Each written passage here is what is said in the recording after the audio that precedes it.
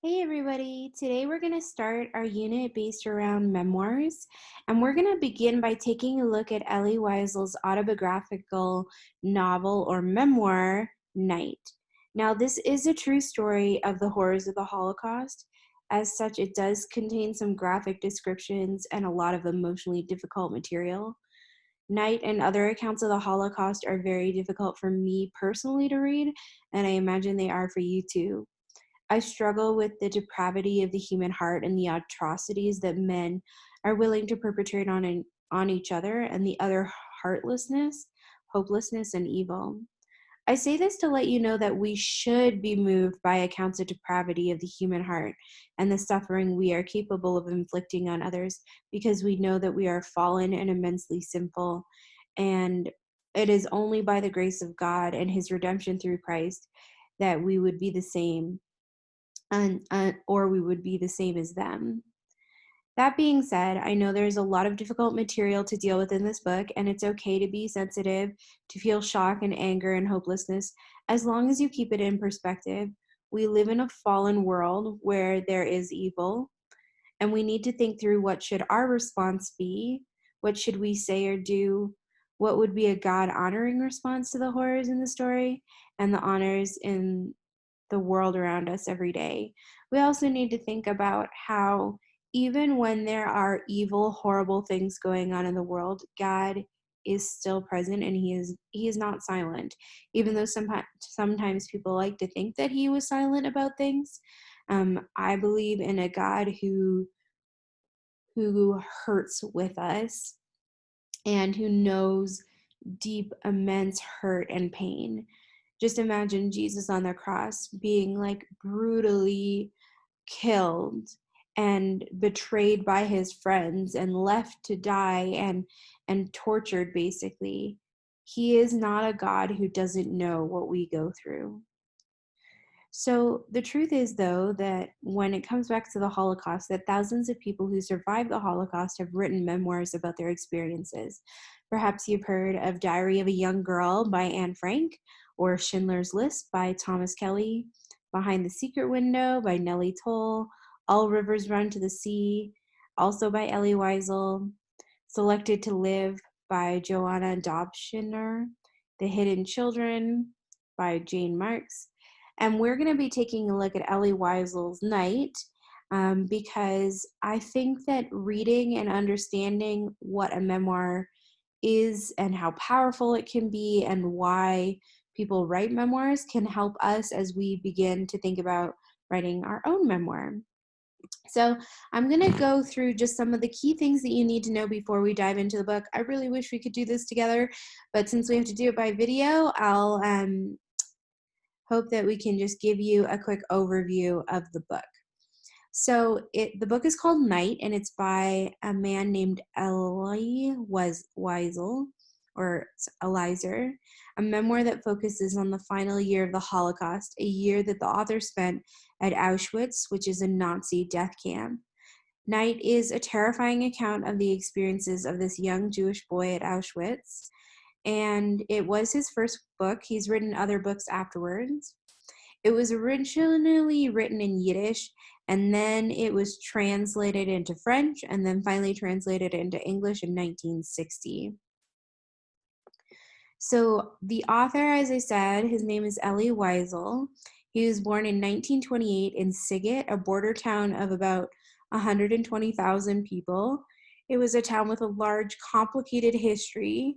After World War I, it was part of Hungary, and then it was handed over to Romania, and then it was taken back by Hungary at the beginning of World War II. During the war, the town became part of Hitler's Third Reich. Wiesel grew up as a Jewish boy in Sighet. His father, Sholomo, was, and I'm probably not saying that right, was a shopkeeper who was deeply involved in his Jewish community. He wanted his only son, Elie, and his three sisters to be as practical as himself. The boy's mother was a well-educated woman who encouraged him to be pious or religious. She would have liked for her son to become a rabbi. As a boy, Wiesel felt closer to his mother than his father. He immersed himself in religious studies and even dreamed of becoming a scholar. Then in March of 1944, the Germans entered Hungary and the boy's life changed forever. Within a month, the Nazis were deporting thousands of Jews from Transylvania, including about 15,000 from Sighet, the town that Elie was from, and 18,000 from neighboring villages. Wiesel, at the age of 15, was among those shipped to Auschwitz, along with his parents and his sisters. There, his mother and his younger sister were immediately sent to the gas chamber. His two older sisters managed to survive, but he did not know their fate until long after the war. Wiesel and his father clung to each other from their arrival at Auschwitz to their entry into Buchenwald. There, his father deployed dysentery and died just 3 months before liberation, or before they were rescued. After the war, Wiesel was sent to France along with 400 other children refugees. At the border, children were asked if they wanted to become French citizens, but Wiesel didn't understand the question, so he didn't respond. As a result, he was basically stateless, meaning he had no place to call home until 1963, when he became a U.S. citizen. Over the next few years, Wiesel studied French, continued his Jewish studies, and took classes in philosophy and literature. He supported himself by tutoring in Yiddish, Hebrew, and in the Bible. So, what is the setting of night? And remember, the setting is not just the physical location, but it's also the time period, the context, etc. So, night takes place in Europe, Romania, Poland, and Germany during World War II between 1939 and 1945. The book opens in 1941 in the hometown of Sighet, a small isolated community tucked in the mountains of Transylvania, and is currently under the Hungarian rule. And then most of night, though, even though it opens in 1941, most of it takes place in 1944 to 1945, that 1 year. And it basically is the final year of what's known as the Holocaust. And the word Holocaust is actually a Greek word that means complete destruction by fire. Eliezer, the narrator, begins with a description of Jewish life in the town Sighet, and he draws a really vivid picture of himself and his family. And then in about 1944, Europe is in its third year of the war. By this time, it's become more and more dangerous to be a European Jew. Yet, despite the news from other countries, the Jews of Sighet refused to believe that they're at risk. Like, they were living in this idyllic setting. They thought, there's no way that this is happening. There's no way anybody's treating Jews this way. But in the months that follow, they endure hunger, humiliation, and violence beyond cruelty in the various camps that make up Auschwitz, Buna, a labor camp. And in the winter of 1945, as the Allies close in on Germany, the camp is evacuated. Eliezer and his father and the other prisoners are forced in a train in winter on foot to another prison. This one is Buchenwald, which is in Germany. So just to give you a little context about the Holocaust and what was going on, because I know that we come all from different settings, and some of us may have heard this before, some of us may have never heard of this before, or maybe we just need a refresher. Basically, between 1933 and 1945, Adolf Hitler and his followers murdered about 1/3 of all of the Jews in the entire world. Young and old alike were killed solely because of their ancestry, solely because they were Jews. In January 1933, Adolf Hitler became the Chancellor or the Prime Minister of Germany, and within weeks he set into motion a series of laws and orders that replaced a democratic government with a dictatorship based on race and terror. From the start, he targeted Jews as the enemy. Little by little, step by step, they were separated from their neighbors. Then in 1935, Hitler announced 3 new laws that stripped Jews of their citizenships, made it a crime for Christians to have contact with them, and more. Once he was firmly in control of Germany, Hitler turned his attention to neighboring countries. By 1940, he ruled much of Eastern and Western Europe. In one conquered nation after another, Jews were identified, isolated, and ultimately singled out for murder.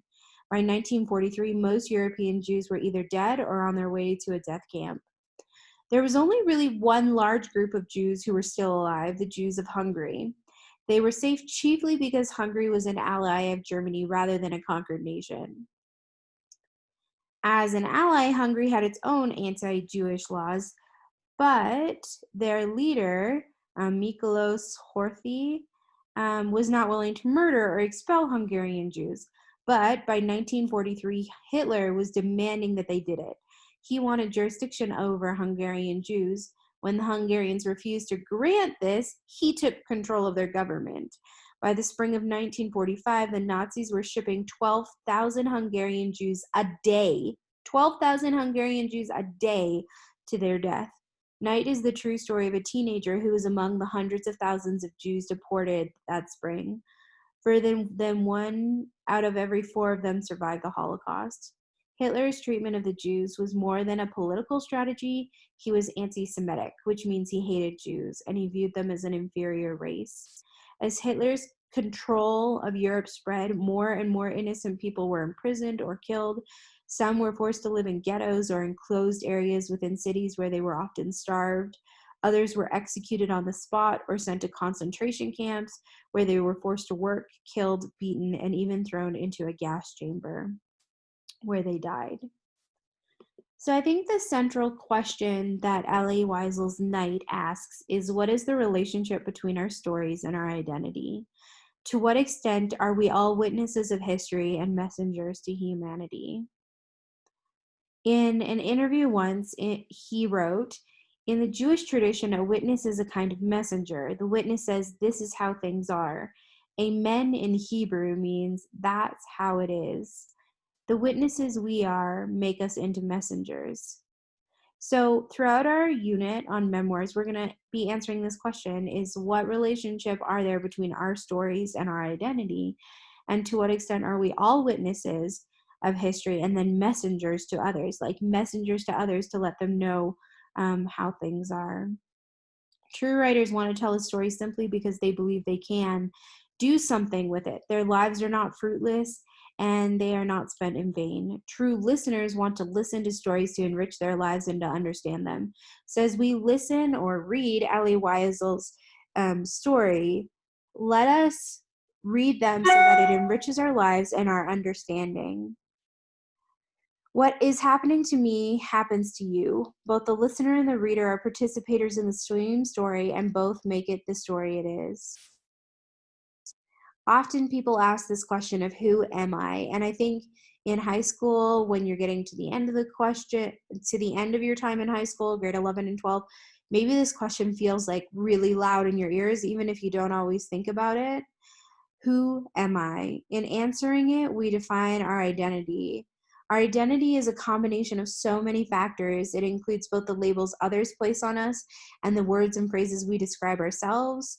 I think our true identity comes from the Lord, but we can talk about that more at another time. Gender, ethnicity, religion, occupation, and physical characteristics are all part of our identity. So are there ties to our neighborhood, our school, our nation, where we grew up, where we lived, where we call home. Our value and beliefs are also part of who we are as individuals, as are the experiences that have shaped our lives. Some of our experiences are personal and private, others demand to be told because they make a difference to all of us. And I truly believe, guys, and I'm going to say this over and over and over throughout our memoir unit, your life is important. Your story is important. It deserves to be told. It deserves to be heard. And there is something that each and every one of us brings to this world. And there's a reason that God has put each of us in this world. And there are things about us, experiences that we've gone through, things that have happened to us that can make a difference in somebody else's life. There's this great quote by Elie Wiesel where he says, "Look, it's important to bear witness. It's important to tell our story. I am not the same as you. You are not the same as me, but we can still learn from each other." So whatever it is that you've gone through in your life, whether it seems big or whether it seems little, there's probably some nugget of truth. There's probably something in it, some redemption story in it that others could really benefit from. So just to give you some final details about the book, Night, it is considered a memoir, although sometimes it's considered an autobiography. Although a memoir, it focuses on a memory more than the entire life. And while this book does span a huge element of Elie Wiesel's life, it focuses on one specific theme and one specific set of memories. The theme of the book, there's many different themes that you can look at. There's this quote where Elie Wiesel writes, "Never shall I forget the night, the first night in the camp, which has turned my life into one long night." The story Eliezer tells is the effect that this journey through darkness into light, or that journey from light into darkness into more light. There's other ideas and themes include barriers to knowing, the concept of choiceless choices, or basically making a choice when there are no choices, survival, the relationship between parents and child, dehumanization. I also wanted to mention that the point of view in this story is written in first person, as it is an eyewitness account. Most memoirs, if not all of them, are written in first person perspective. So your memoir eventually, when you do it, is going to be written in first person perspective. I did this, I saw this, and this happened to me. And that's really important to pay attention. And I call it an eyewitness account because Elie is witnessing what is happening in front of us, and he's telling the story from his perspective. Now, I think it is important to understand that there are lots of different players in the Holocaust in the story, and probably all of them had a very different perspective. So if you think about like what Hitler's perspective is on the situation versus his guards' perspective versus people who were in neighboring towns who were not Jewish who were watching versus Elie, who is a Jewish young boy who's experiencing this, they all have different perspectives. So I want to just talk quickly about that because you're going to work on a worksheet called the Roles Triangle. And the reason we're doing this is so that we can start to look at the different roles that people play and the choices that they made along the way. So here are some of the players. There are the residents of Auschwitz and the other towns near the concentration camps who knew about the camps but did nothing to stop them. There are the minor Nazi soldiers who carried out the mass extermination orders without questioning their superiors. Obviously, there's Hitler, the leader of the German nation, who hated Jews and wanted them destroyed. There's other German citizens who voted for Hitler and the Nazi Party to revitalize their moral and economically depressed country. There's the Jews who did not try to escape. There's the top SS officers who designed and executed the final solution for Hitler. So the ones who came up with the idea of gas chambers, who came up with the idea of concentration camps, etc. There's non-Jewish Europeans who turned against their Jewish friends and fellow citizens for fear that they too would be imprisoned as Jewish sympathizers, so they did nothing. Many of them were Christians, actually. There are the leaders of the Allied countries who saw evidence of the Holocaust but refused to get involved or voice opposition to Hitler's plan of extermination. There are churches of all denominations who remain silent and refuse to intervene when confronted with the evidence of the Holocaust. And then I also believe that God is in this story, who seemed absent and silent during the destruction of his chosen people. But in many ways, we see how God provided, how God cared, how God loved, and God hurts as we hurt. And then there are some people who tried to help. There are 4 different roles that we see. Truthfully, the victims of the Holocaust had no choice. They did not choose to be persecuted. All other individuals, the rescuers, the bystanders, and the perpetrators, were in a position to choose their role. So there's going to be a number of questions on the role triangle worksheet that you're going to go through. And I'd like you to take some time to answer each of these questions and to really think through each of the questions. Just as a reminder, make sure you're writing in full sentences. But I want you to think about what occurrences happened during this time that influenced individuals' decisions and the roles that they selected. Why do you believe so few people decided to be rescuers and try to help? What qualities did rescuers have? What qualities do you think the perpetrators like Hitler and his guards had? What changes do you think would have occurred during this time period if the bystanders, like the people in the villages nearby, or the other Germans, or the Allied nations, or the churches that did nothing, what would have happened if they had helped the rescuers in the war against the perpetrators? What percentage of people today play the role of bystander when a decision has to be made? Which role do you think you would choose to play in a conflict situation? Why? Albert Einstein once said, "The world is too dangerous to live, not because of the people who do evil, but because of the people who sit and let it happen." What should our role be as Christians? How is this similar or different to the roles of others? Will God hold us accountable for our actions and our choices? Are there issues today in which we have chosen one of these roles? Which role should we choose and why? So you're going to go through that roles worksheet and think through each of those questions before we even start diving into Elie Wiesel's Night.